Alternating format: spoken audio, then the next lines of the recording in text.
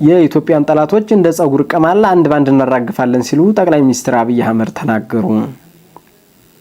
ጠቅላይ ሚኒስትሩ ይህን ያሉት 20ኛው የብሔር ብሔረሰቦችና ህዝቦች ቀን ክብረ በዓል በዛሬው ዕለት በማዕከላዊ ኢትዮጵያ ክልል ሆሳና ከተማ ሲከበር ባደረጉት ንግግር ነው።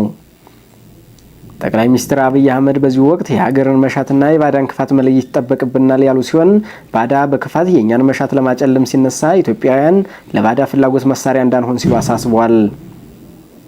እርስ በርስ መተሳሰር ሲገባን ክፉ ሐሳብ ያለውን የባዳን መሻት በውስጣችን እንዳናስገባና በታሪክ ተወቃሽ እንዳንሆን ኢትዮጵያውያን ልብ ገዝተን ሰላማችንን እናጽና ያሉት ጠቅላይ ሚኒስትር አብይ አክለውም በንግግር እንመን፣ በተሰማራንበት የሥራ መስክ ሁሉ በትጋት እንስራ፣ ሌብነት እንጠየፍ፣ የሀገርን ጥቅምና የህዝቦቻችንን ክብር እናስቀድም፣ ለዘመናዊነትና ለለውጥ ክፍት እንሁን፣ ሉዓላዊነታችንን በሁሉም መስክ እናሳካ ብለዋል።